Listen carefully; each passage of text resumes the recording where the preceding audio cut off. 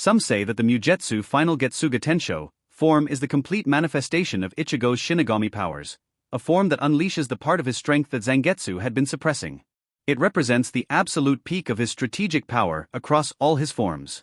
Aizen, after being transformed by the Hogyoku, successfully broke past the limits of a Shinigami and became the first true transcendent being in the series.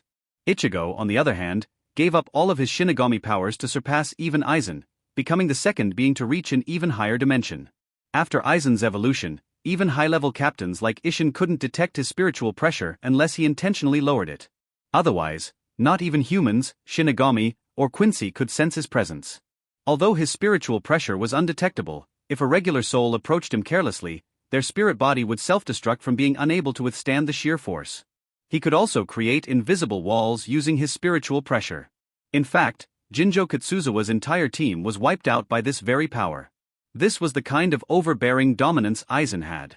And yet, when he witnessed Ichigo's final Getsuga Tensho, even Aizen fell into panic. He realized in despair that before this version of Ichigo, he was no different from an ordinary person. If Aizen existed in a two-dimensional realm, then Ichigo had already stepped into the third dimension, a level beyond his comprehension. Faced with Ichigo's black sword wave, he couldn't even react, let alone resist or flee. In terms of raw spiritual pressure, Ichigo's Mugetsu was overwhelming. Before he even used his full power, his arm had already merged with his Zanpakuto in a chain form. His first strike came before Aizen could even respond, grabbing him single-handedly and dragging him down by force.